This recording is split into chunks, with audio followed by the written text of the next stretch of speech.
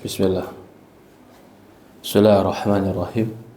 Assalamualaikum warahmatullahi wabarakatuh.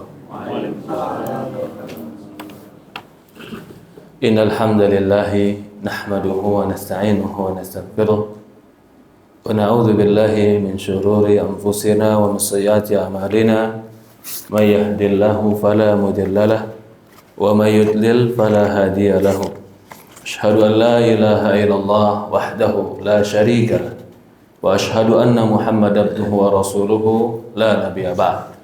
Alhamdulillah, segala puja dan puji syukur kita panjatkan hanya kepada Allah Subhanahu wa taala Rabbul alamin, serta salawat dan salam selalu kita curahkan kepada nabi kita Muhammadin sallallahu alaihi wa ala alihi wa sahbihi wasallam, kepada keluarganya, kepada para sahabatnya, juga orang-orang yang mengikuti dan mencintainya sampai hari kiamat. Allahumma inna nas'aluka ilman nafi'an wa rizqan thayyiban wa amalan mutaqabbala. Ya Allah, kami memohon kepadamu ilmu yang bermanfaat, rezeki yang baik, dan amalan yang diterima di sisi Allah Subhanahu wa taala. Alhamdulillah, para hadirin jamaah bapak-bapak dan ibu-ibu yang dimuliakan dan dirahmati Allah Subhanahu wa taala.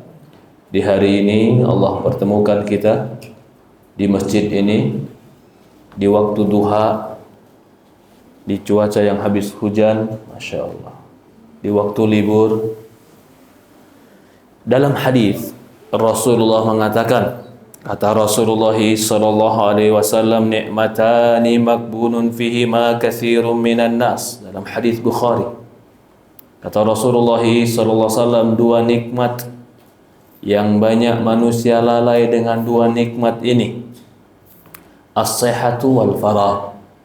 Yang pertama nikmat sehat, yang kedua nikmat kesempatan, waktu luang. Banyak orang baru tahu harganya sehat kalau sudah sakit. Padahal nikmat sehat bisa digunakan untuk kebaikan. Begitu juga nikmat waktu luang, nikmat kesempatan. Kesempatan yang terbaik adalah kesempatan yang kita gunakan untuk menambah amal kita di akhirat. Tapi kesempatan yang merugi adalah orang yang kalau punya waktu, waktunya nambah dosa di akhirat. Jadi semakin nambah umur, semakin nambah dosa. Subhanallah. Itu kalau begitu baiknya tambah hidup atau cepat libur, Pak? Maka Rasulullah pernah ditanya, ya Rasulullah, man ahsanun nas? Siapa orang yang terbaik? Rasulullah mengatakan orang yang terbaik man tala umruhu wa hasuna amaluhu. Ya Rasulullah, siapa orang yang terbaik? Rasulullah katakan orang yang terbaik, orang yang panjang umurnya dan baik amalnya.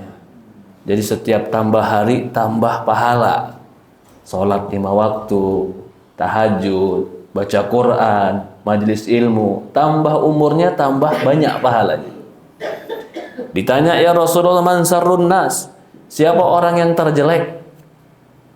Yang terjelek siapa ya Rasulullah? Man tala umruhu wa sayyi amaluh. Kata Rasulullah SAW, orang yang terjelek adalah orang yang panjang umurnya dan jelek amalnya. Jadi semakin hari semakin gak sholat dicatat, tambah dosa gak sholatnya. Semakin hari semakin makan yang haram, semakin tambah dosanya. Semakin hari semakin banyak yang dia sakiti dengan lisannya, semakin tambah dosanya.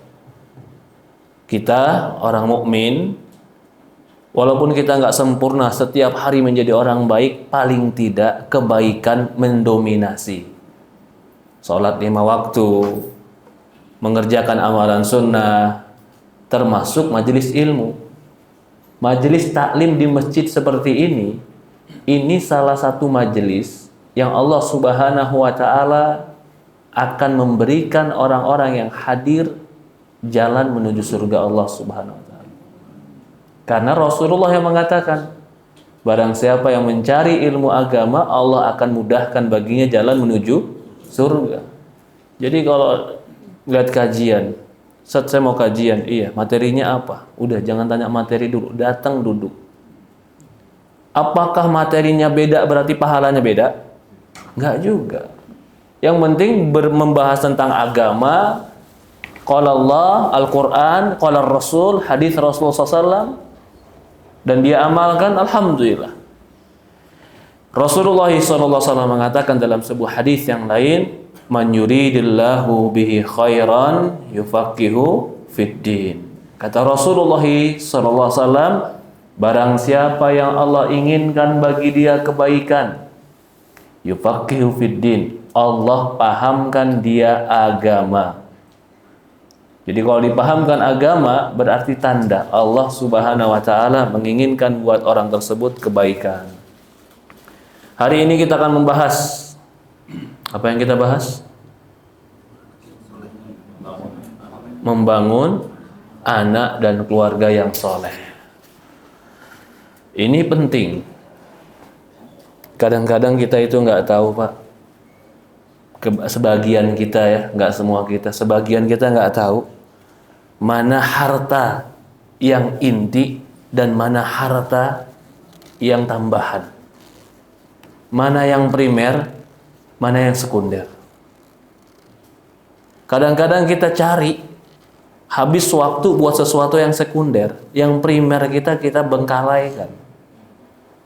Benar apa salah kalau begini, Pak? Perbuatannya benar apa salah? Salah. Kita harus mengerti yang dasar di dalam hidup kita ini, termasuk kebutuhan yang dasar yang harus kita jaga adalah rumah tangga dan anak. Anak itu lebih mahal daripada mobil Ferrari. Benar nggak? Benar. Maka kalau ada orang yang menelantarkan anak cuman untuk cari motor, carinya motor, Pak, bukan mobil Ferrari lagi, dia motor. Salah atau benar ini? Salah. Loh, kalau nggak keluar juga kan nggak bisa, Ustaz. Iya. A'ti kulli dhi haqqun haqqah, kata Rasulullah SAW. Semua punya hak dan berikan hak sesuai haknya. Hidup kita bukan 24 jam untuk cari duit. Hidup kita bukan 24 jam untuk mikirin kerjaan dan bisnis. Hidup kita itu untuk beribadah kepada Allah, untuk kehidupan yang lebih kekal. Ini prinsip dalam hidup ini. Jadi mengerti mana yang mahal dan berharga dalam hidup. Apa itu yang mahal dan berharga dalam hidup? Wal akhiratu khairu wa abqa, kata Allah. Dan akhirat itu lebih baik dan lebih kekal. Ini harus dimiliki orang mukmin dalam melihat konsep kehidupan. Keluarga adalah salah satu anak, istri, suami, keluarga. Ini adalah salah satu investasi yang terbaik yang akan memberikan kebaikan kepada kita dunia dan akhirat. Memang benar Allah mengatakan di Quran, berikanlah keluarga kalian tempat tinggal, waskinuhunna min haitsu sakantum min wujdikum. Berikan mereka tempat tinggal di mana kamu mampu memberikan mereka tempat tinggal. Atau dalam hadis Rasulullah mengatakan, kafa bimar'i itsman an yudai' man yaqut. Cukuplah seorang laki-laki dikatakan pendosa ketika dia menelantarkan tanggung jawab kepada keluarganya tidak memberikan makan. Memang benar, laki-laki punya tanggung jawab memberikan rumah, memberikan makan, fasilitas. Tapi ingat, di dalam Al-Quran, di dalam surat Tahrim, Allah langsung menugaskan kepada laki-laki di ayat ke-6. Surat Tahrim ayat ke-6. Tugas yang laki-laki juga bertanggung jawab. Kata Allah Subhanahu wa taala, qu anfusakum wa ahlikum nara. Kata Allah Subhanahu wa taala, ya ayyuhalladzina amanu. Dipanggilnya imannya, disentuhnya imannya. Kalau merasa beriman, dengerin nih. Wahai orang-orang yang beriman, qu anfusakum, jaga dirimu. Wa ahlikum, keluargamu, anakmu, istrimu, nara, dari api neraka. waquduhan nasu wal hijarah 'alaiha malaikah ghiladun shidadun la ya'sunallaha ma amarahum wa yaf'aluna ma yu'marun. Kata Allah Subhanahu wa taala, jagalah dirimu dan keluargamu dari api neraka yang bahan bakarnya dari manusia dan batu. Waquduhan nasu wal hijarah. Batunya ini dikatakan oleh dalam tafsir-tafsir ulama adalah batu yang mudah terbakar. 'Alaiha malaikah, yang di dalam neraka itu ada malaikat, ghiladun syidad, yang malaikat ini keras, kaku. La ya'sunallah, enggak pernah maksiat sama Allah terhadap apa yang Allah perintahkan untuk mereka. Wa yaf'aluna ma yu'marun, bahkan malaikat ini melakukan apa yang Allah perintahkan. Allah sebutkan dari jenis nerakanya, Allah sebutkan bahan bakar nerakanya, Allah sebutkan penjaga nerakanya. Bahan bakarnya manusia dan batu, setiap manusia masuk berarti tambah panas. Penjaganya malaikat ghilad, bukan malaikat yang lembek, bukan malaikat yang rahmat, ghiladun syidad, yang keras, yang dia syidad. Ya, ghiladun syidad itu keras, kaku. La ya'sunallaha ma amarahum. Malaikat tidak pernah bermaksiat kepada Allah. Di dalam ayat ini ada langsung tanggung jawab yang Allah berikan kepada ayah. Ku anfusakum, jaga dirimu dan keluargamu. Jadi kalau ada ayah yang dia Masya Allah tanggung jawab secara kesehatan, tanggung jawab secara pendidikan, tanggung jawab secara finansial, bahkan kesejahteraan rumah tangga tanggung jawab, tapi dia nggak tanggung jawab terhadap anak dan keluarga di neraka, nggak diajarin ilmu agama, nggak diingetin sholat, nggak diajarin bagaimana berbuat baik, dia tidak bertanggung jawab. Karena tanggung jawab di dalam Quran bukan hanya secara ekonomi, kesehatan, bukan. Ada tanggung jawab yang lebih besar. Tanggung jawabnya adalah menjaga keluarga dari api neraka. Dan ini yang jadi konteks dalam ayat ini, yang dipanggil oleh Allah, ya ayyuhalladzina amanu qu. Qu itu berarti khitabnya yang diajak bicara laki-laki. Kalau perempuan nggak bakalan kalimat qu. Mungkin kunna atau mana dengan lain. Jadi ayat ini menegaskan tanggung jawab bagi seorang ayah. Bukan hanya tanggung jawab secara ekonomi, tapi tanggung jawab bagi seorang ayah, dia harus menjaga keluarganya dari api neraka. Di dalam hadis, ya,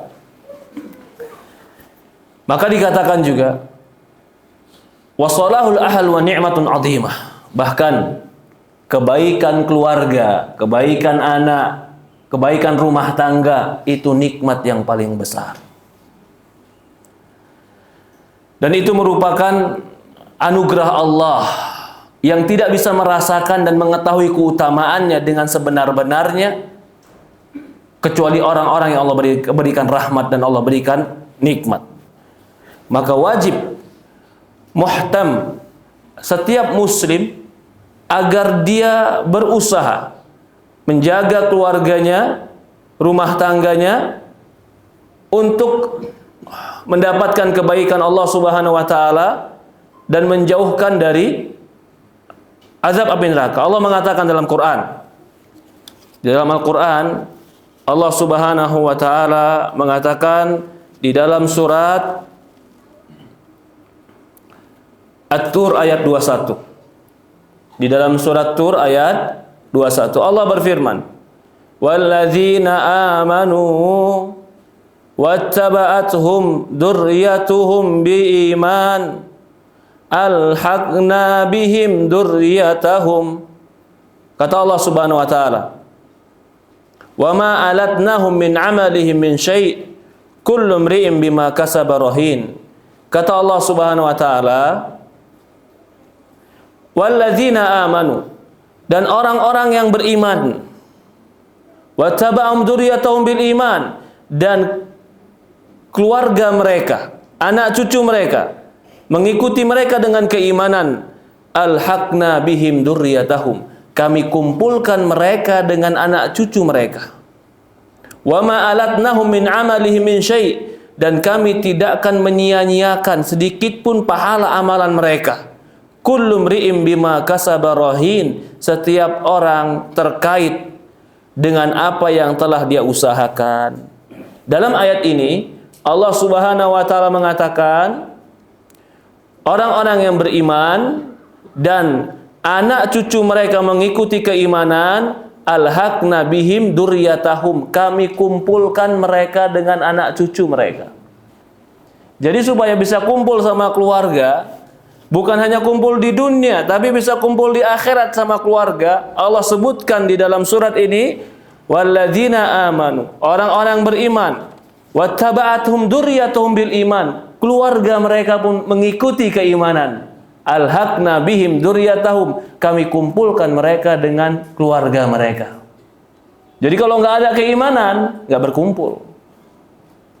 Lalu kalau ditanya, dikumpulkannya di kelas yang mana? Allah jawab dalam Qur'annya, wa ma alatnahum min amalihim min syai', kami tidak akan menyia-nyiakan amalan mereka sedikit pun. Artinya, yang pernah beramal baik, posisinya tinggi, tidak akan diturunkan. Lalu bagaimana posisi yang lebih rendah? Akan dinaikkan dan dikumpulkan dengan yang lebih tinggi. Alhaqna bihim dzurriyyatahum wa ma alatnahum min amalin min syai', kullu mri'in bima kasaba rahin. Maka semua orang dengan amalannya mereka tergadaikan. Maksudnya mereka akan mendapatkan amalan mereka sendiri. Dalam hadis Abu Hurairah, kata Rasulullah SAW, ini kalau kita membangun keluarga kita di atas iman, membangun keluarga kita di atas amal soleh, menjaga keluarga kita dari neraka. Dalam hadis Abu Hurairah radhiyallahu an, Rasulullah SAW mengatakan, idza matal insanu inqata amalu illa min thalath.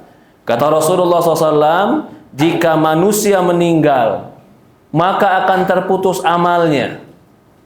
Sholat kita keputus. Walaupun kita udah pernah sering sholat, ketika kita meninggal, sholat udah gak ada pahalanya lagi. Puasa kita putus, karena puasanya udah lewat. Hajinya putus, udah meninggal, pahalanya gak berjalan. Tapi ada 3 amalan, amalan ini walaupun kita udah meninggal, terus berjalan pahalanya ke kita. Jadi kita gak usah amal, tapi pahalanya ngalir. 3 nih. Salah satunya, kata Rasulullah SAW, ilmu atau sedekahun jariyah. Yang pertama sedekah jariyah.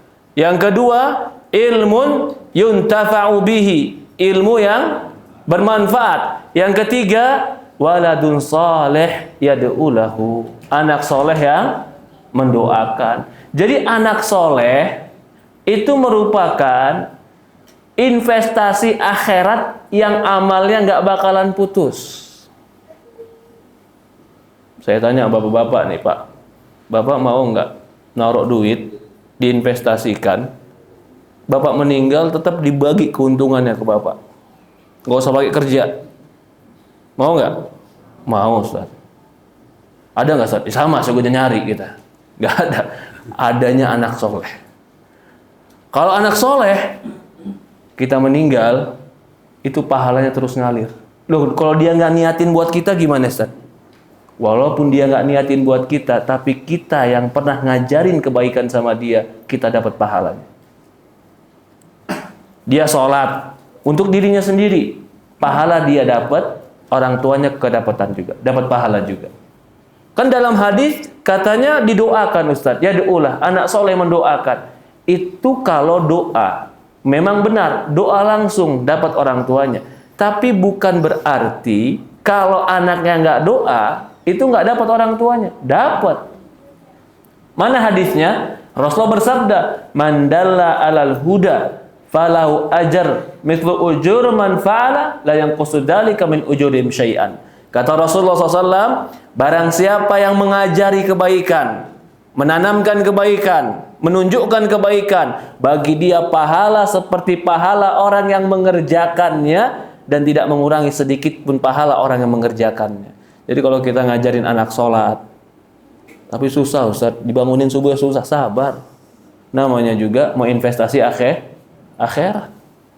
Dari itu Allah mengatakan kalau berkaitan dengan sholat nih, memerintahkan keluarga sholat, apa kata Allah? Wa'mur ahlaka bis sholati wastabir 'alaiha. Kata Allah Subhanahu wa taala kalau berkaitan sholat, perintahkan keluargamu untuk sholat, wastabir. Wastabir itu bukan wasbir. Wasbir itu sabar. Shad, ba, ra.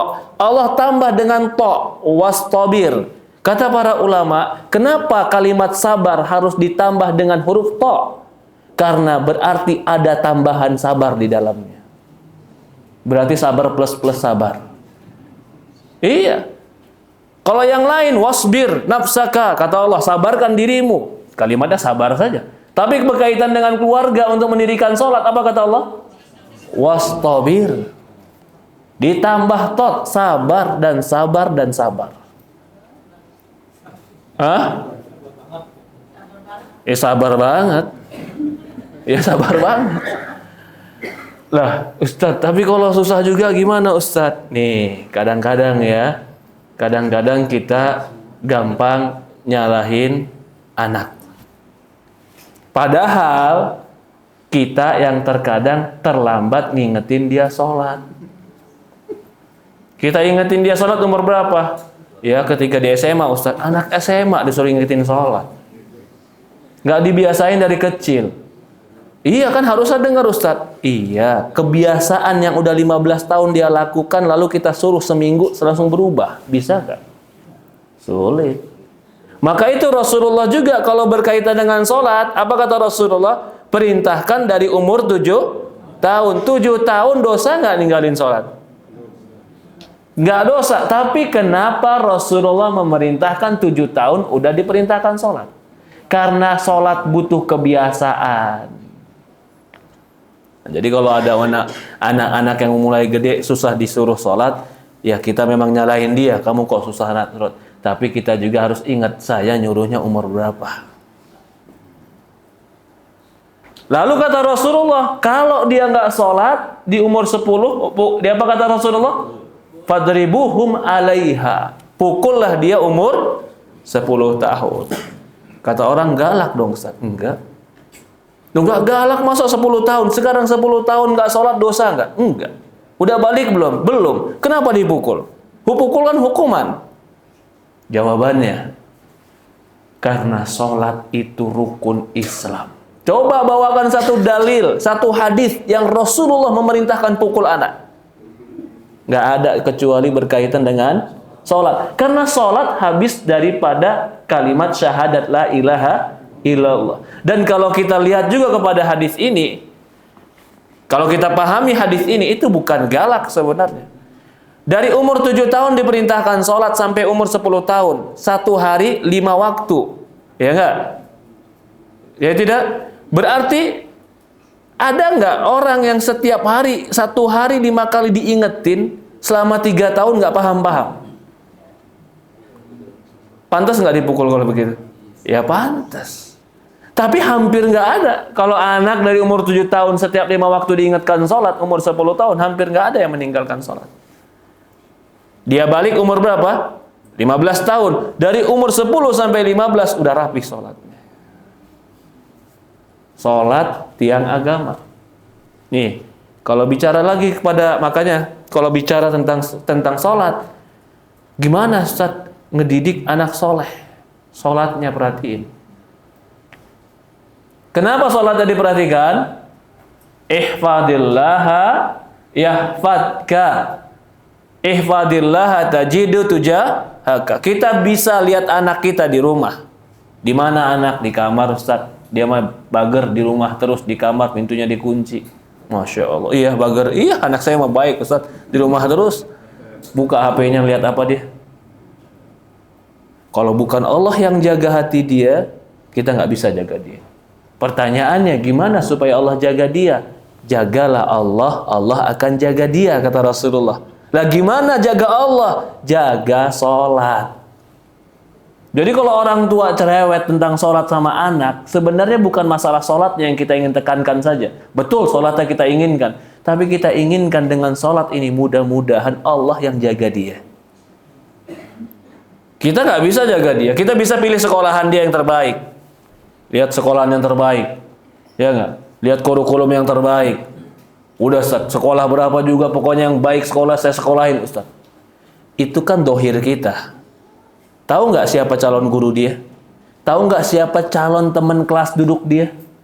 Tahu nggak siapa teman-teman yang circle dia yang akan mempengaruhi jiwa dia? Nggak tahu. Lalu kalau begitu gimana caranya supaya Allah jaga dia? Ihfadillaha yahfadka. Jaga Allah, Allah akan jaga engkau. Nah, maksudnya jaga Allah itu apa? Jaga sholat, jaga perintah Allah. Ya, ini kita akan bahas di sini. Jadi ini poin-poin sebagiannya. Dalam sebuah riwayat lagi, kata Allah Subhanahu wa ta'ala, kata Rasulullah SAW dalam hadis yang sahih, innar rajul la turfa' darajatuhu fil jannah fayaqulu anni li hadha fayuqalu na'am bi istighfari wadatika lak. Suatu hari di dalam surga ada orang-orang tiba-tiba dinaikkan dan tinggikan derajatnya di surga. Begitu ditinggikan derajatnya di surga, dia bilang, anni hada, anna li hada, apakah ini untuk aku? Kaget dia. Kenapa aku ditinggikan di surga?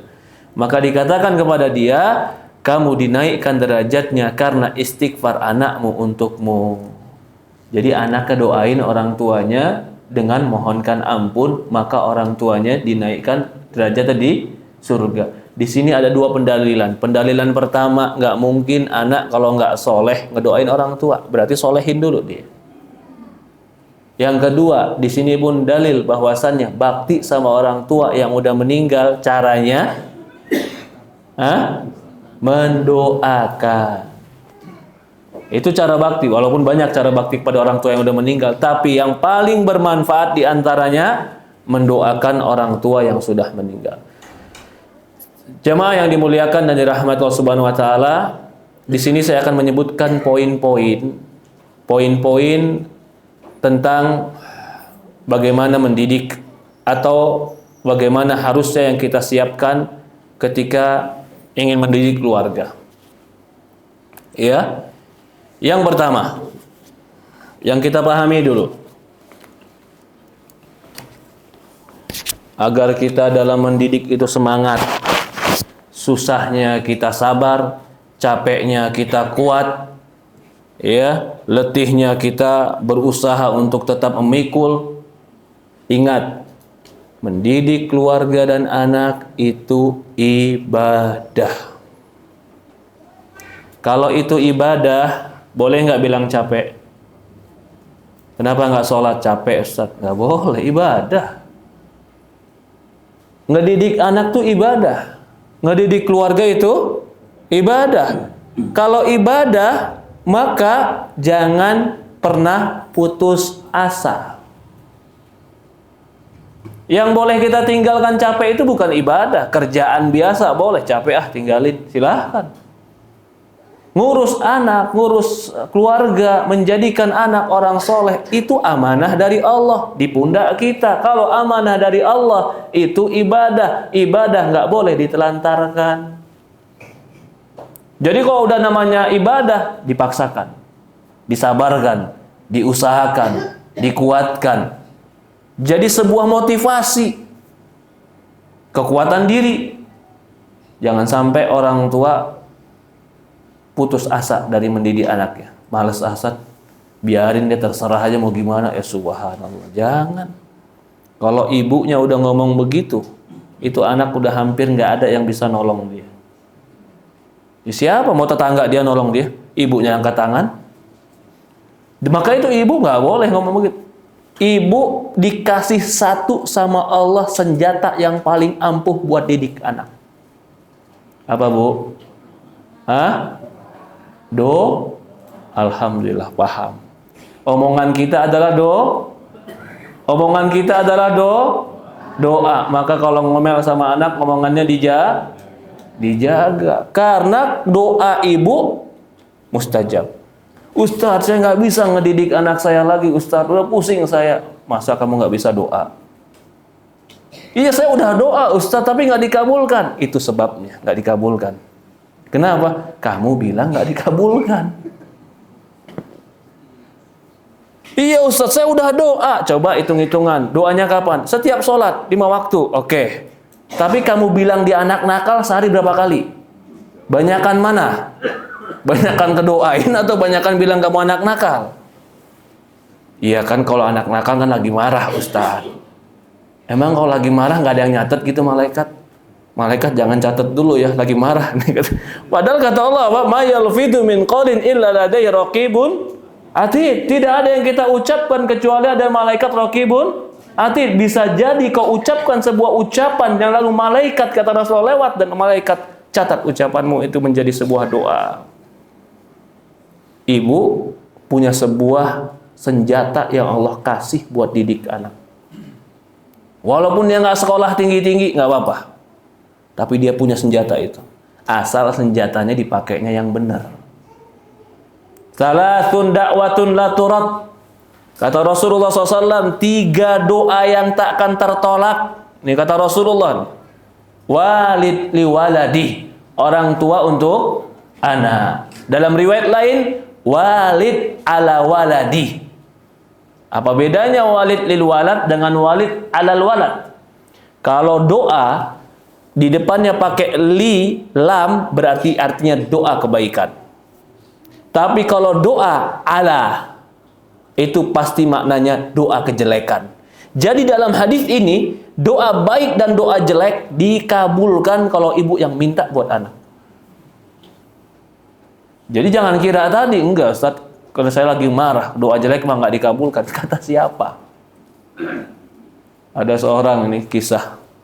Biasanya ini anak pulang ke rumah, minta duit, minta bensin, berangkat lagi ngebut-ngebutan naik motor, uangnya habis, balik lagi, minta uang lagi, sampai ibunya ngamuk, kesel, maut aja sekalian kamu, kata ibu. Bener, dia berangkat naik motor yang ngebut 15 menit, setelah itu jenazahnya dibawa pulang ke rumah, tabrakan. Mungkin ibunya lagi marah, qadarullah, Allah takdirkan. Tapi setelah itu dia lebih sedih lagi.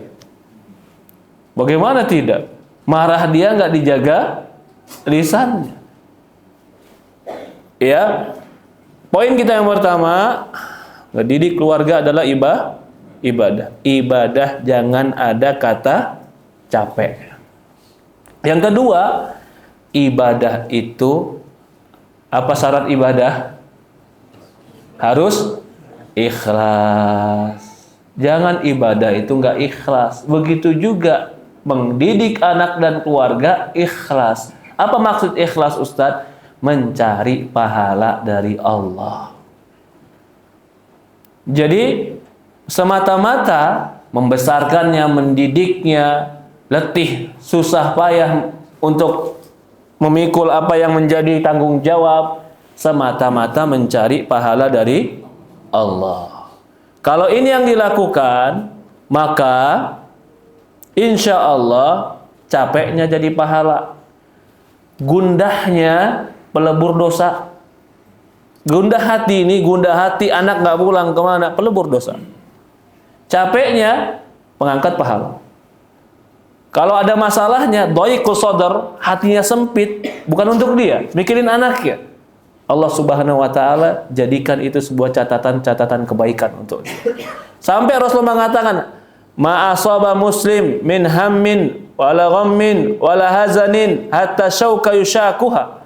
Tidaklah menimpa seorang muslim dari kegundahan, kesedihan, kebimbangan, kegalauan, ketidaknyamanan di hati, sampai duri yang menusuk kakinya, kecuali Allah gugurkan dosanya.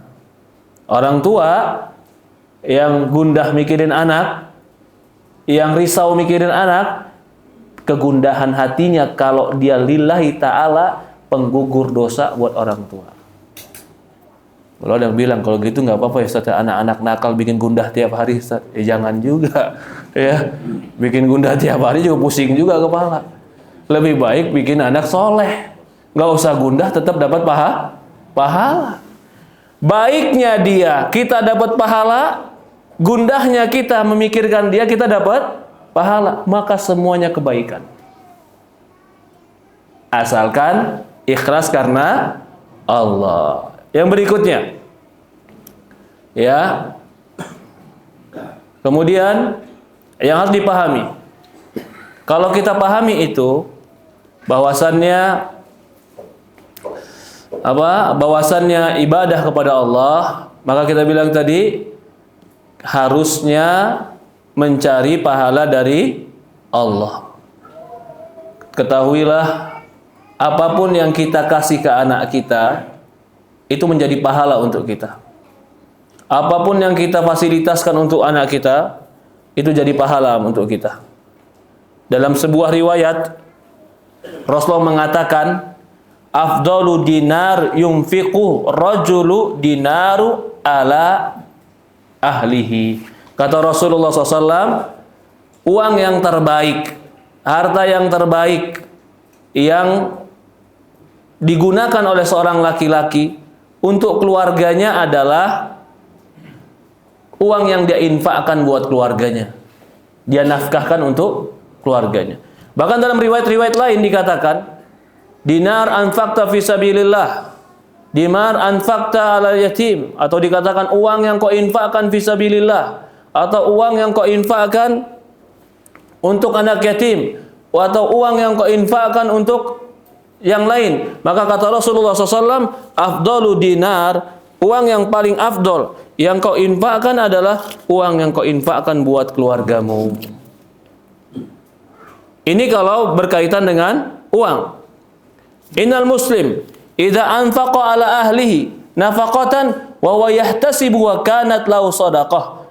Dalam hadis riwayat Muslim, Rasulullah SAW bersabda, sesungguhnya seorang muslim kalau dia berinfak, memberikan nafkah kepada keluarganya, sebuah nafkah, dan dia berharap pahala dari Allah. Ini dia, wa yahtasibuha 'ala Allah, dan dia berharap pahala dari Allah, maka kata Rasulullah SAW, kanat lahu shadaqah, maka itu akan menjadi sedekah bagi dia. Berharap pahala dari Allah ketika kita mengajari anak-anak kita. Berharap pahala dari Allah ketika kita memberikan kebaikan kepada anak-anak kita.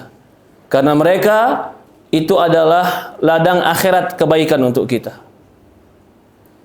Yang ketiga, yang harus kita pahami ketika kita berkaitan dengan keluarga,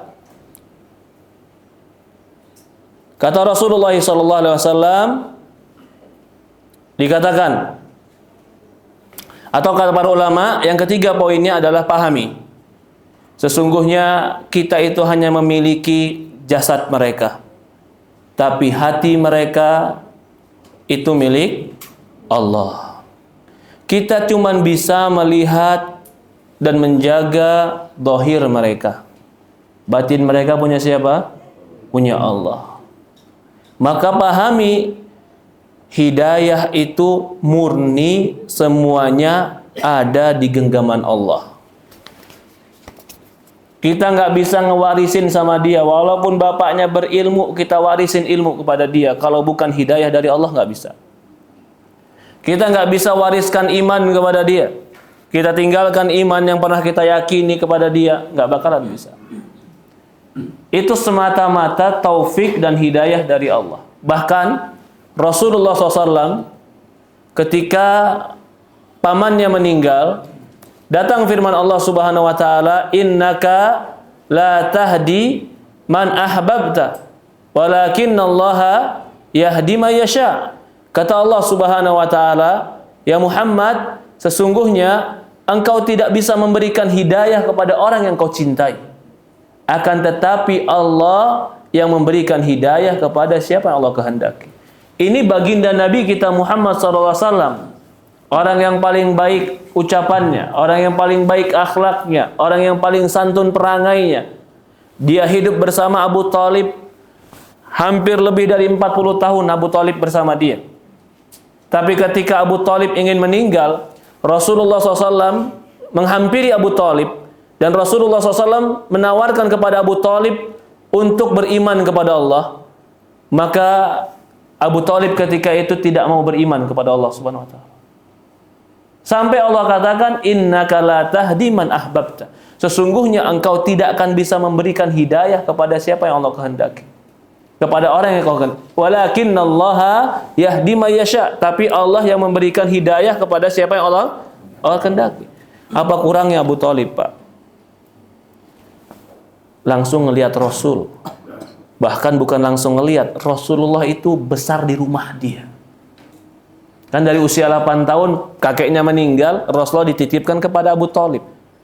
Lah anak dari usia 8 tahun sampai nikahnya pun dinikahkan Abu Thalib. Abu Thalib yang menyediakan pernikahannya. Sampai ada orang-orang yang ingin mengganggu Rasulullah, Abu Thalib yang membelanya. Puluhan tahun bersama Rasulullah. Berarti dia kenal Rasulullah sebagaimana dia kenal anaknya sendiri. Dia yakin Rasulullah bukan pendusta. Dia lihat sendiri wahyu turun. Dia lihat sendiri bagaimana bulan dibelah oleh Rasulullah SAW. Dia lihat sendiri tangan-tangan Rasulullah keluar air.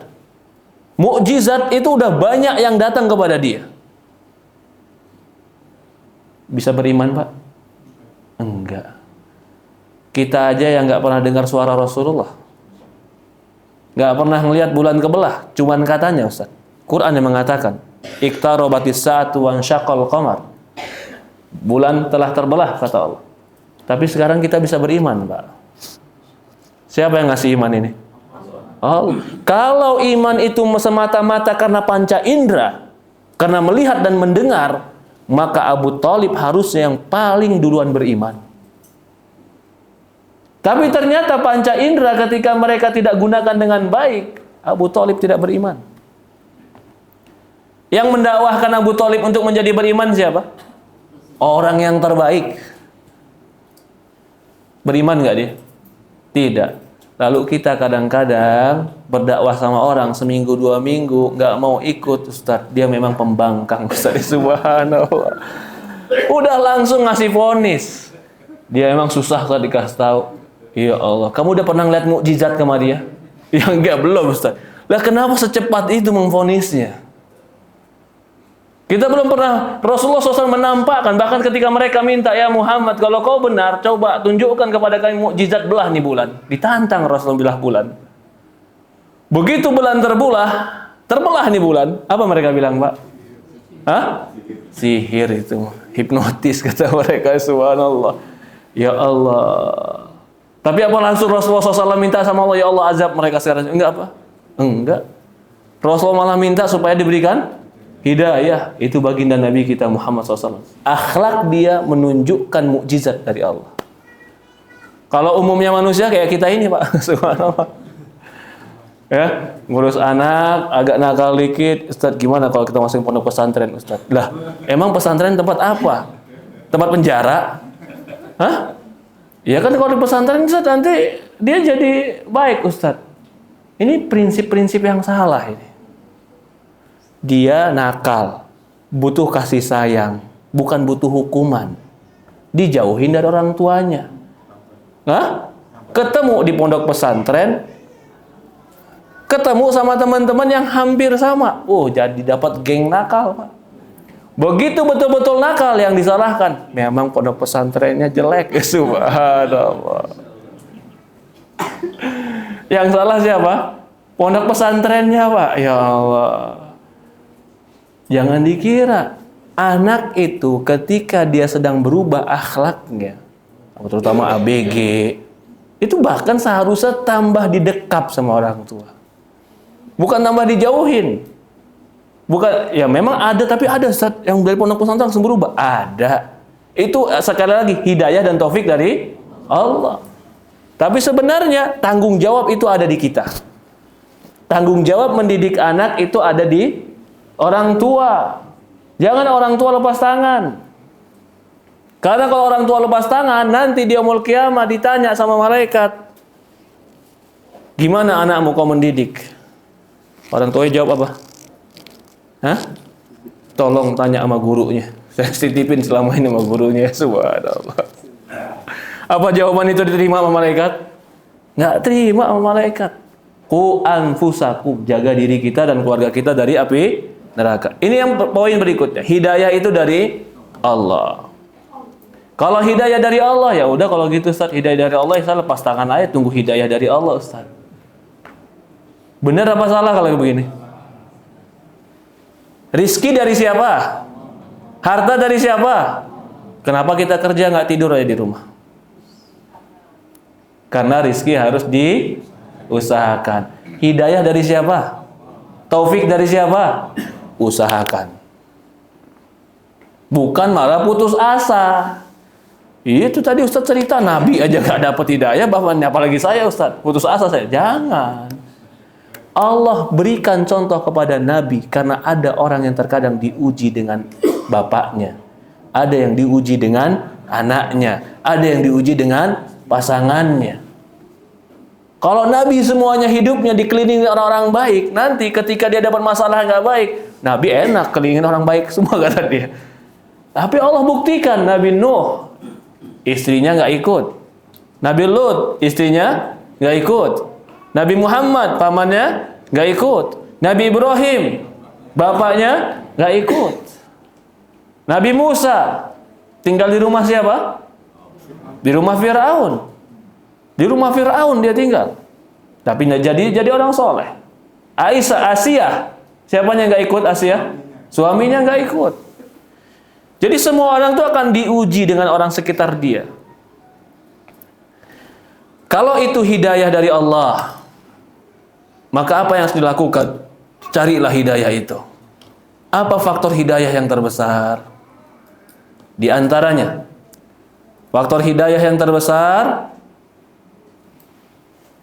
anta abdun fakir. Pahami dulu, kamu itu hamba yang fakir. Apa itu fakir, Pak? Gak punya apa-apa dan gak bisa apa-apa. Jangan pakai dulu kecerdasan kita. Jangan pakai dulu hebatnya sekolahan anak kita. Jangan pakai dulu hebatnya kurikulum. Jangan. Anta abdun fakir. Antumul fuqara ilallah. Fakir itu sangat butuh. Itu fakir. Jadi saking butuhnya lemah, nggak punya apa-apa. Itu fakir. Ini penggunaan fakir secara umum, secara bahasa. Walaupun orang mengartikan fakir itu artinya miskin. Tapi sebenarnya makna fakir itu ketika Allah berfirman di dalam Al-Quran, antumul fuqara ilallah. Kalian itu semua fakir kepada Allah. Sangat butuh dan sangat lemah kepada Allah. Kalau kita paham kita fakir sama Allah, maka bergantung, berharap, berdoa. Ini cara yang harus ditempuh pertama kali. Bapak, kalau mau bisnis Pak, yang pertama kali cari partner langsung MOU kerjasama atau doa dulu? Saya mau tanya, doa dulu atau langsung kita kerjasama sama dia? Doa dulu. Kalau kita nggak doa dulu, kita udah naruh modalnya nggak tahu, untungnya nggak tahu, orangnya pun nggak tahu kemana. Subhanallah. Lah sama, kan kita bilang tadi hidayah itu pemberian Allah. Tapi pemberian itu bisa digapai. Rizki pemberian Allah. Tapi rizki bisa digapai. Kita kerja dulu atau doa dulu? Itu sama prinsipnya. Kita bikin dia sekolah yang bagus, kita pilih dia sekolah yang favorit, kita pilih dia kurikulum pelajarannya sampai 24 jam pun dia kalau bisa terus belajar. Tapi kalau kita nggak doa, belum tentu benar. Belum tentu benar. Maka harus orang tua itu banyak doa. Nah, Ustaz, kalau doa mah saya tahu, Ustaz. Ya udah tahu, lakukan. Tapi saya pengen yang lain, Ustaz. Kalau doa kau remehkan, sudah, yang lain nggak perlu dibicarakan. Kenapa? Karena yang lain nggak ada manfaatnya. Oh, sekolahnya, Ustaz. Sekolahnya, apakah pasti sekolah memperbaiki anak? Belum tentu. Tapi faktor iya. Faktor iya tidak? Iya, betapa banyak, maaf. Ya, sebagian orang begitu meletakkan anaknya di pondok pesantren, ternyata pondok pesantrennya Malah anak kan rusak di situ. Siapa yang menjodohkan hati kita condong kepada pondok pesantren dan daftar ke pondok pesantren itu? Allah. Mencondongkan hati ini kan hidayah. Maka perlu apa? Doa. Nabi Ibrahim, bapaknya para nabi. Dan dialah orang yang paling banyak berdoa buat anak. Coba kumpulkan di Quran doa orang tua untuk anak. Hampir 70% itu doanya Ibrahim alaihissalam. Rabbi habli minas salihin. Doa siapa? Ibrahim. Ya Allah, anugerahkan aku anak-anak yang soleh. Rabbi ja'alni Rabbi ja'alni muqimas salati wa min dzurriyyati rabbana wa taqabbal du'a. Ya Allah, jadikan aku mendirikan salat dan anak cucuku mendirikan salat. Doa siapa? Ibrahim. Allahumma jannubni wa baniya an na'budal asnam. Ya Allah, jauhkan aku dan anak cucuku keturunanku beribadah kepada patung. Doa siapa?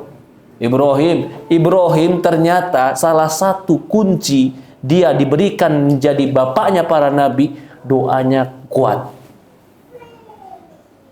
Doanya Nabi Ibrahim. Nabi Ibrahim punya anak pertama kali di usia sekitar 70 tahun. Tapi dia 70 tahun itu terus doa, Rabbi habli minas sholihin. Ya Allah, anugerahkan aku anak yang soleh. Anugerahkan aku anak yang soleh. Sampai umur 70 tahun, baru dia mau dikasih anak sama Allah. Ketika dikasih anak, apa katanya? Kata Ibrahim, aku nggak pernah kecewa berdoa dengan Tuhanku. Berapa tahun dia berdoa, Pak? Ya. Kalau dia nikah umur 20 tahun, 50 tahun dia doa. Begitu Allah kasih, dia katakan, aku nggak pernah kecewa doa dengan Tuhanku. Ternyata kekuatan hati orang tua membuahkan anak-anak yang baik. Doa. Lah gimana mau doa kalau orang tuanya nggak sholat? Ya saya titip doa ke Ustadz aja, Ustadz. Subhanallah. Kira-kira kalau Ustadz ngedoain anak kita serius nggak kayak ibu doain anaknya? Hah? Beda. Ustadz mau umroh ya? Iya, titip doa ya Ustadz. Amin. Ustadz tinggal amin saja. Ya kan? Tinggal amin saja Ustadz. Ya Alhamdulillah diaminin begitu. Tapi kalau ibu yang doa, ayah yang doa, depan Ka'bah dia doa, atau ketika sholat malam dia doa, di sepertiga malam terakhir dia doa, dia angkat tangan sama Allah, apalagi sampai dia nangis. Allah malu kalau ada orang angkat tangan begini, lalu tangannya diletakkan, doanya nggak dikabulkan. Allah malu sama orang kayak begitu. Hidayah dari Allah. Jangan lupa, paling besar adalah doa. Agar doa kita langsung dan doa kita mujarab, perbaiki diri kita. Itu poinnya. Kita tahu nih senjatanya. Apa senjatanya? Doa. Supaya doa dan senjatanya ini ampuh, perbaiki diri kita. Dikasih senjata yang hebat, yang luar biasa, Pak. Saya kasih Bapak senjata luar biasa nih. Senjata terbaru dari Amerika, nih saya pakai. Tapi nggak bisa makainya.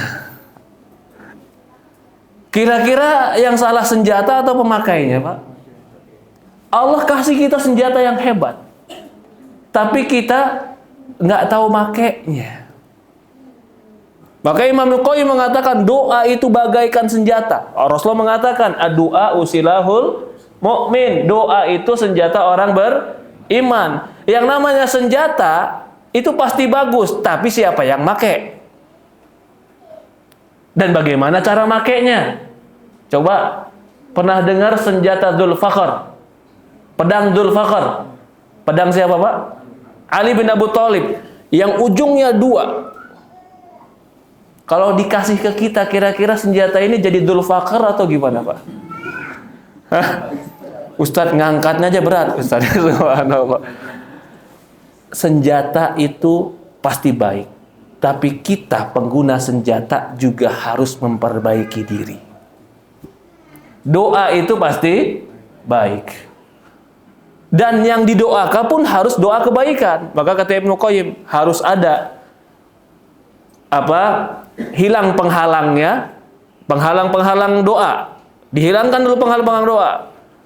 Oh, dia senjatanya udah bagus, dia mau tembakin nih senjatanya, tapi ternyata tutup tembakannya belum dibuka sama dia. Penghalang doa. Dia udah punya senjata yang bagus, pedang panjang yang tajam. Begitu dia sabet, ternyata orangnya nggak luka. Kenapa? Sarungnya nggak dibuka sama dia. Harus dihilangkan dulu penghalang-penghalangnya. Lah penghalang doa itu apa? Makan haram. Makan haram itu penghalang doa. Bawa ke rumah uang yang banyak, tapi jadinya barang-barang haram. Doanya nggak dikabulkan sama Allah. Yang dimakan belum tentu halal. Kira-kira apa yang terjadi dalam tubuhnya, Pak? Yang dibawa haram, dimakan yang haram tadi. Lalu ketika doa nggak dikabulkan, apa yang terjadi? Semua makanan pasti punya pengaruh ke dalam diri. Karena semua makanan itu ada pengaruh dalam diri kita. Maka obat-obatan dari makanan, Pak. Coba makan daging kambing, kenapa kadang-kadang orang tua nggak bisa Ustaz makan daging kambing? Ustaz? Ada pengaruh dalam diri. Kenapa kalau makan yang umpamanya makan madu, ada pengaruh dalam diri? Itu dari sisi zat, dari sisi kehalalan pun ada pengaruh dalam diri. Kenapa Allah haramkan babi, Pak? Ustaz ada daging kita begini begitu, betul. Tapi babi punya perangai yang jelek. Orang kalau makan babi akan ikut perangai-perangai kebabian. Salah satu perangai babi yang paling jelek, Pak, maaf. Hah? Nggak ada cemburu. Jadi pasangannya digilir dia nggak peduli. Itu babi. Ya, maka diharamkan. Kita inginkan di sini doa, kita udah tahu hidayah dari Allah. Menggapai hidayah salah satunya adalah doa. Berarti doa senjata kita. Kita sudah bacakan hadis bahwasannya ada orang yang 3 orang yang doa tidak akan dikabulkan. Salah satu orang tua untuk anaknya. Lalu perbaiki diri kita, jangan makan yang haram. Ada orang dalam perjalanan jauh. Kata Rasulullah SAW, As'asa akbaru yamuddu yadah ila sama. Berantakan, udah capek, letih dia. Padahal dia dalam safar. Rambutnya ini penuh dengan debu padang pasir. Yamuddu yadah ila sama. Orang ini angkat tangannya ke langit. Lalu dia bilang, ya Rabbi, ya Rabbi. Dia panggil nama Allah, Asmaul Husna. Ngangkat tangan sebab doa dikabul. Safar sebab doa dikabul. Manggil nama Allah, ya Rabbi, ya Rabbi. Tawasul dengan nama Allah sebab doa dikabul. Tapi dia doanya nggak dikabulkan. Kenapa? Wa mat'amu haramun. Makanannya haram. Perutnya dikenyangi dengan yang haram, pakaiannya pun haram. Bagaimana Allah ingin kabulkan doanya sementara dia makan yang haram? Jadi bapak-bapak pulang ke rumah, bukan yang penting banyak, yang penting halal. Karena kita udah bilang tadi awal, kita harus lebih menjaga yang primer daripada yang sekunder. Keluarga kita, kesolehan anak, kesolehan keluarga, keharmonisan rumah tangga, ini primer, dasar untuk kita. Punya apartemen 10, itu alhamdulillah. Kalau nggak punya, itu bukan kewajiban. Ya tidak? Maka orang tua harus tahu prioritas hidupnya untuk apa. Sebagian orang tua, subhanallah, nggak ngerti prioritas hidup, Pak. Pergi pagi, pulang malam, nggak pernah ngeliat istri, nggak pernah ngeliat anak. Begitu anak tanya, kan ayah kerja, capek cari duit, kamu semuanya ayah sediain, kamu mau mobil ayah sediain, kamu semua ayah sediain. Iya, dia kira dengan disediakan semua itu berarti apa? Sudah terpenuhi. Padahal anak butuh contoh dari orang tua. Begitu dia habis waktunya untuk cari uang, uangnya udah banyak, Pak. Ya kan? Biasanya kan cari uang di usia 25, 20 sampai 30 masih berjuang. Mulai merasakan agak lapang di usia berapa? 40. Ya enggak? Tapi belum terlalu lapang. Betul-betul lapang di usia berapa? Biasanya di usia 50 sampai 60 umpamanya bisnis. 60 berarti tinggal berapa lagi usia dia? Hah? Tinggal 2 tahun lagi baru dia sadar. Telat, tinggal 2 tahun lagi. Habis waktunya buat sesuatu yang nggak bermanfaat. Bermanfaat, Ustaz. Iya, bermanfaat. Tapi ada yang punya hak di situ. Jasad kamu punya hak, keluargamu punya hak, Allah punya hak, hartamu punya hak, semua punya. A'ti kulli di haqqin haqqah. Berikan semua sesuai haknya. Doa dan jangan makan yang haram. Nabi Ibrahim ketika dilempar ke api, doanya apa? Hasbunallah wa ni'mal wakil. Nabi Yunus ketika masuk dalam perut ikan, doanya apa? La ilaha illa anta subhanaka inni kuntu minadz zalimin. Doanya kita tahu. Tuhannya kita sama. Tuhan Nabi Ibrahim sama Tuhan kita sama enggak? Sama. Tapi kalau kita baca hasbunallah wa ni'mal wakil, api dingin atau enggak? Hah? Kualitasnya beda, Pak. Itulah orang tua. Lah kita nggak menyamakan dengan Ibrahim alaihissalam, dia Nabi Allah. Tapi manusia pun dalam kualitas doa beda-beda. Ada orang tua yang kualitas doanya Masya Allah, Allah berkahi dia dan anak-anaknya. Ada kualitas doa orang tua yang jangankan naik ke langit, naik ke tenggorokan aja nggak nyampe. Lalu dia bilang, saya udah doa. Kualitas diri itu akan mempengaruhi kualitas doa. Kualitas ketakwaan akan mempengaruhi kualitas doa. Perbaiki diri kita, doa kita jadi senjata yang baik. Ya, insya Allah kita lanjutkan kapan-kapan. Sudah jam 11 ya. Karena kita jam 11 pertanyaan sampai jam setengah 12. Ya, insya Allah. Intinya, mengurus keluarga itu ibadah. Ibadah butuh ikhlas. Cari pahala dari Allah. Ibadah butuh sabar. Yang kedua, hidayah milik Allah. Kalau hidayah milik Allah, maka carilah hidayah. Pintu hidayah yang terbesar salah satunya adalah doa. Agar doa kita dikabulkan, perbaiki diri kita dan hubungan kita dengan Allah. Insya Allah ini yang kita sampaikan. Kurang lebih mohon maaf. Ada yang bertanya, dipersilahkan. Ya, silahkan. Yang pegang mic silahkan Pak. Diberikan ke siapa?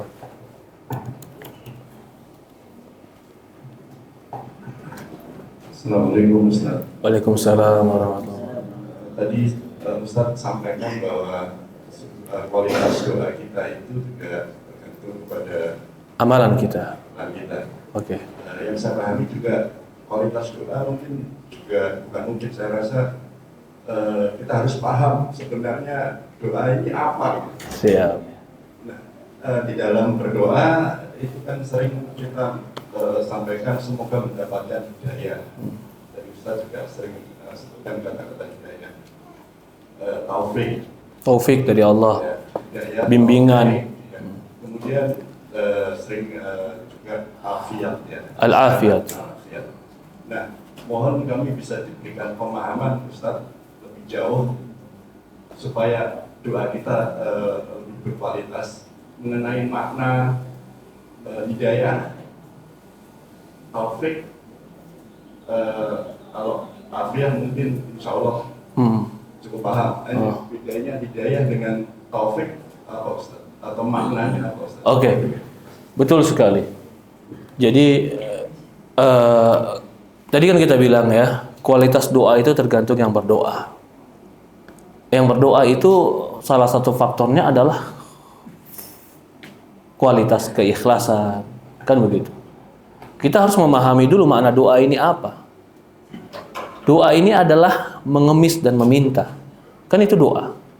Maka kita sebutkan kerendahan-kerendahan kita supaya kerendahan dan kelemahan kita ini menjadi sebab Allah kasihan sama kita. Kan begitu. Maka doa-doa itu seperti itu. Dan kita harus pahami juga doa itu permintaan. Jadi bisa jadi, ini yang sering saya tegaskan atau dalam buku-buku buku dakwah Ibnu Qayyim menjelaskan itu, bisa jadi orang minta yang sama. Ya Allah, berikan saya rizki. Lafadznya sama, tapi hati berbeda, maka dampaknya berbeda. Contoh hati berbeda gimana? Yang satu ketika minta rizki sama Allah, sedang meyakini bahwasannya ini adalah permohonan dan permintaan. Kalau ini permohonan dan permintaan, maka murni hak mengabulkannya dari Allah. Kalau nggak dikabulkan, Terserah Allah. Karena kita minta, kan begitu. Tapi kalau ada yang berdoa, kalau nggak dikabulin aku nggak mau sholat malam lagi dah. Berarti dia sebenarnya sedang meminta atau sedang memerintahkan? Hah? Ngancam. Sedang ngancam. Kalau sedang ngancam, kira-kira itu merendah atau mengangkat diri, Pak? Allah nggak bakalan kasih kalau dia tinggi. Kalau dia rendah, Allah kasih. Seperti itulah air. Orang berdoa seperti itu. Semakin merendah diri, semakin Allah kabulkan doanya. Apa bedanya hidayah sama taufik? Hidayah itu ada dua. Ada yang dibilang hidayatul bayan. Hidayah penjelasan. Innaka latahdi ila siratal mustaqim. Dalam Al-Quran, sesungguhnya engkau ya Muhammad memberikan hidayah kepada jalan yang lurus. Ini kata para ulama hidayah bayan. Petunjuk berupa penjelasan. Petunjuk berupa penjelasan ini, ya ini dilakukan manusia. Orang tua kepada anak, cuman memberikan hidayah berupa petunjuk. Saya berceramah, hidayah berupa petunjuk. Nabi, hidayah itu kan petunjuk juga namanya. Ini hidayah yang umum.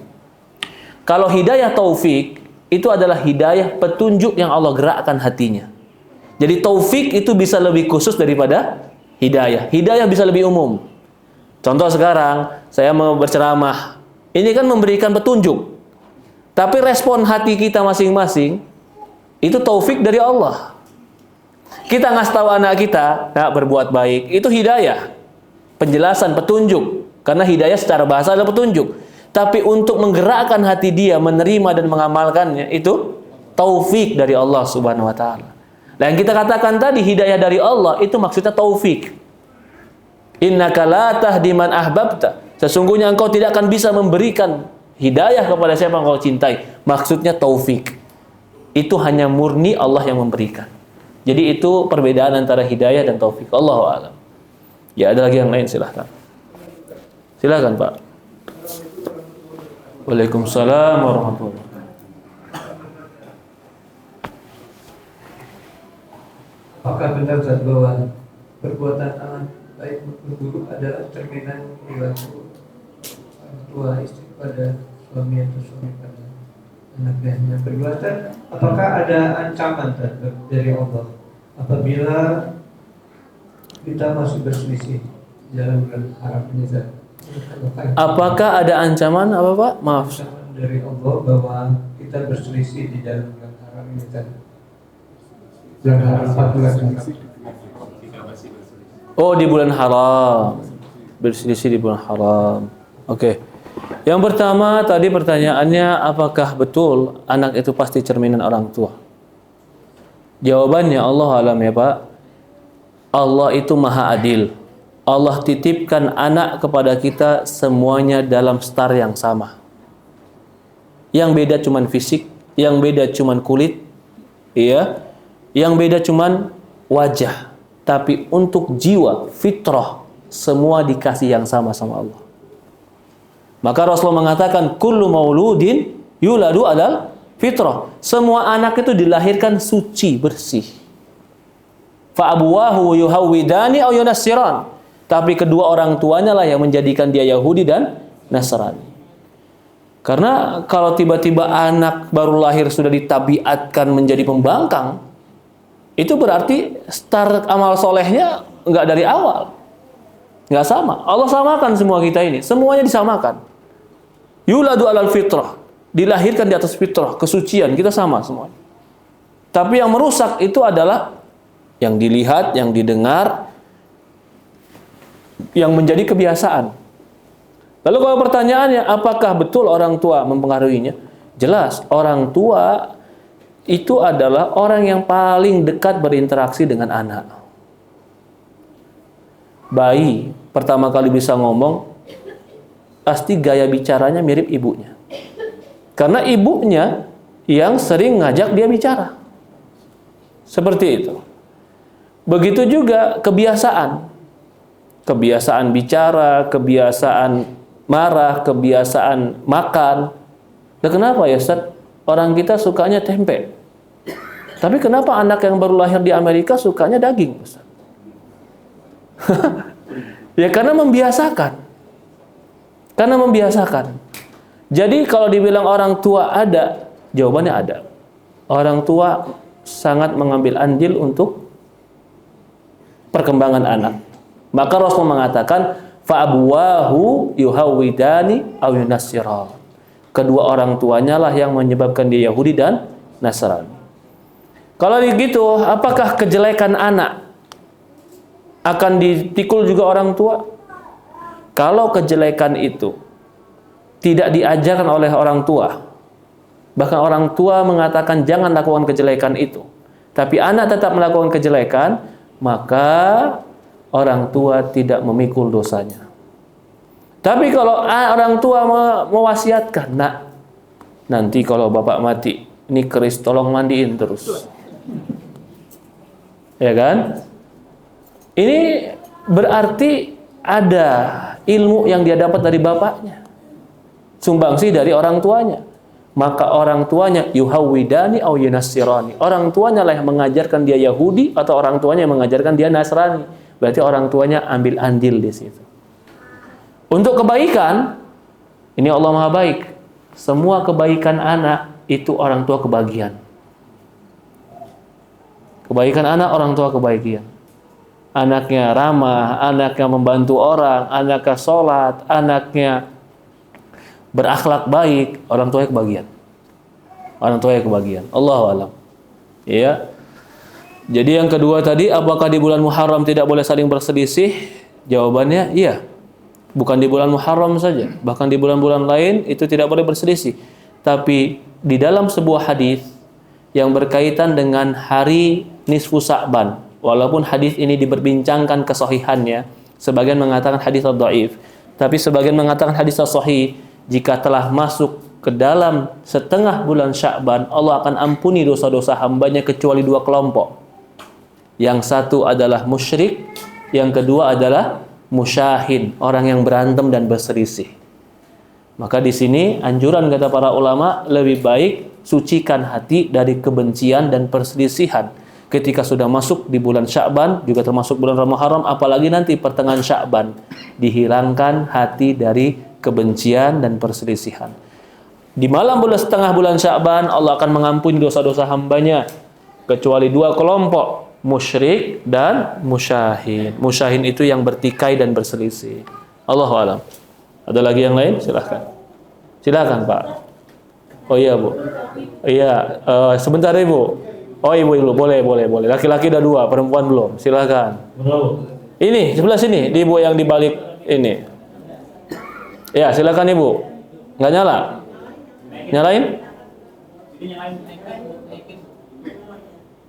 Terima kasih Ustaz atas kesempatannya. Saya hanya ingin menyampaikan situasi ya.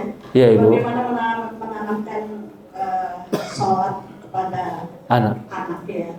Jadi yang saya pernah terjadi ya, bahwa cucu saya, karena saya sekarang sudah ada cucu. Masya Allah. Cucu saya itu masih usianya relatif muda ya, masih kelas 2 SD.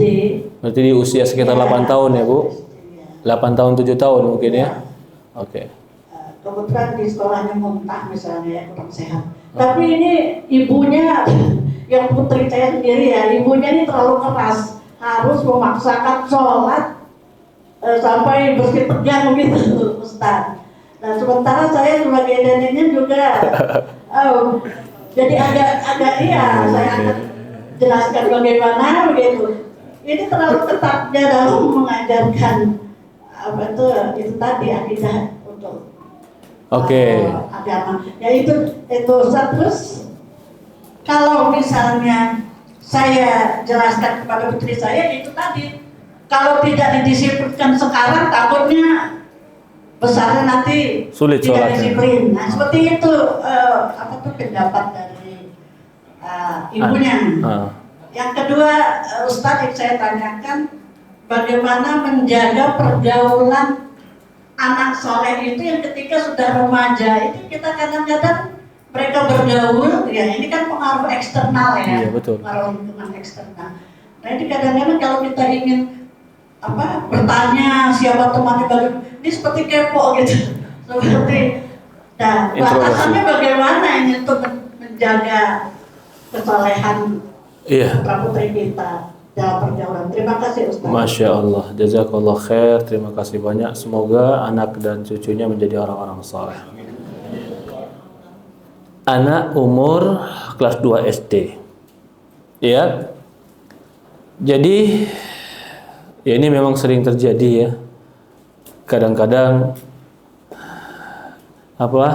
jiwa nenek itu lebih rapuh daripada jiwa ibu biasanya. Ya padahal nenek waktu jadi ibu ya hampir mirip kayak ibu juga gitu ya. Tapi ketika jadi nenek dia jadi nenek, jadi begitu. Ya, jadi begini, kita kembali kepada hadis. Itu yang lebih aman. Jangan dipukul kalau belum usia 10 tahun. Tapi usia 7 tahun, murru auladakum bisolat, perintahkan sholat. Tapi belum boleh pukul tuh. 7 tahun, 8 tahun, 9 tahun, belum boleh pukul. Tapi perintahkan sholat. Terus perintahkan. Begitu. Ya. Kalau dia usia 10 tahun, seandainya boleh dipukul pun, itu bukan pukul yang melukai. Dan tidak boleh mukul wajah, haram. Orang tua dengan alasan apapun tidak boleh pukul wajah. Itu haram. Rasulullah mengharamkan memukul wajah. Bahkan perang saja Rasulullah mengharamkan pukul wajah. Perang itu. Baginda Nabi kita Muhammad SAW. Agar anak-anak itu lebih mudah sholat, ya kalau anak perempuan, maka ketika ibunya sholat, diajak sholat bareng. Gitu. Kalau anak laki-laki, ketika ayahnya ke masjid, dia diajak ke masjid bareng. Itu dibiasakan. Ya, kalau kadang-kadang lagi sholatnya main, lalu nggak serius, umur 6 tahun, 7 tahun, ya kita nggak bisa juga menetapkan dia kamu harus sholat sempurna, enggak. Karena tahapan di usia itu adalah tahapan membiasakan dan menyadarkan sholat. Jadi kadang-kadang dia nggak pakai wudhu gimana Ustaz? Ya nggak apa-apa. Tapi kalau udah 7 tahun, 8 tahun ya lebih baik pakai wudhu, lebih sempurna, dapat pahala dia. Jadi kalau umur 6 tahun, 5 tahun, ya kadang-kadang 5 tahun lebih sampai 6 tahun itu kan belum mengerti dia. Ya, apa yang kita targetkan dari dia? Yang kita targetkan dari dia adalah bukan hanya sekedar sholatnya. Dia belajar dengan melihat orang sholat, membiasakan diri dengan suasana sholat, lalu bersikap yang benar ketika sholat. Itu kan perlu tahapan. Karena kelas 2 SD mungkin tahapannya sudah lebih kepada mengerti bacaan sholat, mengerti kepada kewajiban-kewajiban sholat. Jadi kalau ditanya, bagaimana Ustadz tentang saya dan anak saya? Maka saya katakan yang menjadi penengah di antara kita adalah hadis. Rasulullah katakan perintahkan sholat umur 7 tahun. Pukul umur 10 tahun. Berarti di bawah 10 tahun pemahamannya nggak usah dipukul dulu. Dianjurkan, diberikan motivasi, diberikan hadiah. Kalau kamu sholatnya rajin, kasih hadiah. Boleh. Hadiahnya apa? Permen, coklat, silahkan. Nggak masalah. Lalu kalau bagaimana dengan anak-anak yang sudah mulai besar, ini remaja, faktor eksternal. Nah ini yang memang faktor-faktor anak-anak yang sudah mulai sulit kita untuk memantau dia terus-menerus. Tapi kita berhak mengetahui temannya. Jadi salah kalau orang tua mengatakan, oh enggak, saya enggak berhak membuka HP anak saya. Enggak. Anakmu masih di bawah penguasaanmu, masih di bawah tanggung jawabmu, apalagi di bawah 15 tahun. Berhak orang tua melihat teman-temannya siapa. Dan yang terpenting juga adalah pilihkan di tempat-tempat yang baik sekolahannya. Kita berharap anak kita baik, tapi kita sekolahkan di tengah-tengah orang yang umumnya nggak baik. Ya, ini sulit. Ya ada sih anak baik, ada, tapi umumnya anak-anak itu akan terpengaruh dengan kawannya. Baik gaya bicara, gaya berpakaian, gaya berpenampilan, dia akan berpengaruh dengan temannya. Maka pilih teman-teman yang baik, tempat yang baik, itu pilih. Ketika kita tidak memilihkan tempat yang baik, lalu kita mengetatkan dia, ini contoh ya, udah kita masukkan di tempat yang nggak baik, tapi kita kita ketatkan dia, jangan kamu begini, jangan kamu begitu, jangan. Ada sedikit kesalahan kita di situ. Kita membiarkan dia masuk dalam kotoran, tapi kita bilang jangan kotor. Susah. Pokoknya kamu, ini kan jalan lumpur umpamanya. Kata ibunya, ini jalan, ibunya ngajak dia jalan ke lumpur. Kata ibunya, kalau kamu kena lumpur, ibu pukul. Lah gimana caranya, Bu? Kalau mau jangan ditaruh tempat lumpur. Begitu juga ketika dia teman sekolahnya, teman bergaulnya, cari teman yang baik. Cari lingkungan yang baik. Ketika lingkungannya baik dan kebanyakannya baik, lalu dia agak miring, berarti kan kita bisa mendeteksi ini. Dan dia pun bisa menguasai diri, paham ya? Jadi kalau kita diletakkan di satu tempat yang tadi contohnya tempat kotor, tapi kita harus bersih, kan sulit menjaga kebersihan di tempat yang kotor. Tapi kalau kita letakkan di tempat yang bersih, lalu kita bilang jangan kotor, bagi dia lebih mudah untuk tetap bersih. Maka seperti itulah orang tua memilihkan tempat untuk anak-anaknya. Penting itu. Penting untuk memilihkan tempat-tempat yang baik buat anak-anak. Allahu a'lam. Mungkin itu yang saya sampaikan. Cukup sampai di sini? Cukup ya? Sudah 11:30. Semoga Allah Subhanahu wa taala berkahi kita. Allah berikan kita anak-anak yang soleh dan solehah. Allah kumpulkan kita dan keluarga kita di dunia dan di akhirat dan di surga Allah Subhanahu wa taala. Allah ampuni dosa-dosa kita. Allah berkahi rizki kita. Allah Subhanahu wa taala gugurkan dosa-dosa kita. Subhanakallahumma wa bihamdi asyhadu an la ilaha illa anta astaghfiruka wa atubu ilaik. Assalamualaikum warahmatullahi wabarakatuh.